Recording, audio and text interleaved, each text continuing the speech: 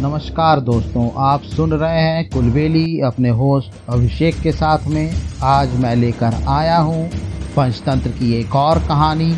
आइए शुरू करते हैं कहानी आपके होस्ट अभिषेक के साथ में।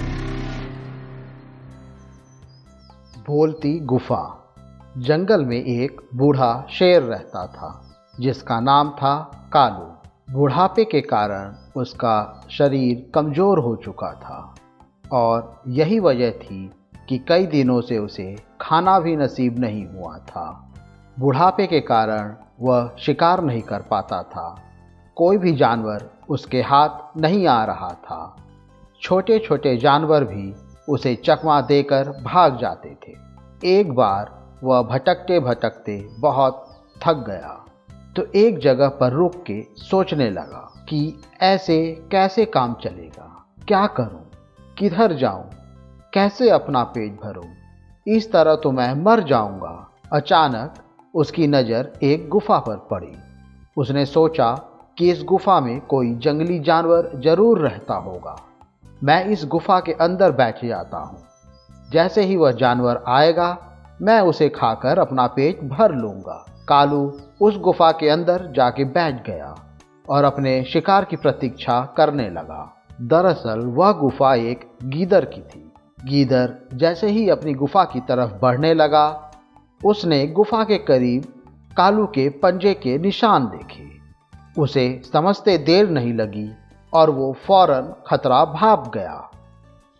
उसके सामने उसकी मौत थी, लेकिन सामने संकट देखकर भी उसने अपना संयम नहीं खोया, बल्कि उसकी बुद्धि तेजी से काम करने लगी कि इस शत्रु से कैसे बचा जाए।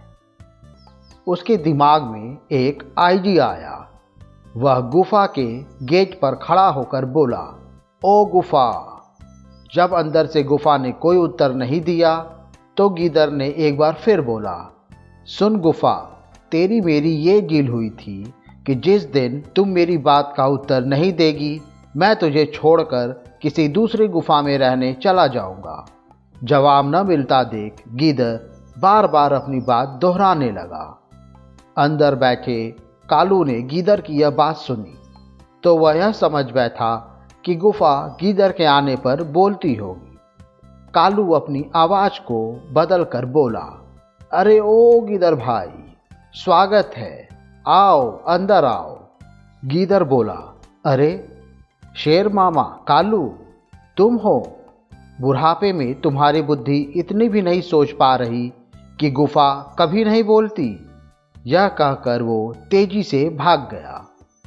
कालू उसे पकड़ने के लिए गुफा से बाहर आया, लेकिन गीदड़ तब तक भाग चुका था। इस कहानी से हम लोगों को यह शिक्षा मिलती है कि मुसीबत के समय भी संयम नहीं खोना चाहिए। दोस्तों, मुझे उम्मीद है आज की कहानी आपको ज़रूर पसंद आई होगी और रोचक कहानी सुनने के लिए हमें लाइक, सब्सक्राइब और कमेंट करते रहिए। तब तक के लिए अपने होस्ट अभिषेक को आज्ञा दें। नमस्कार।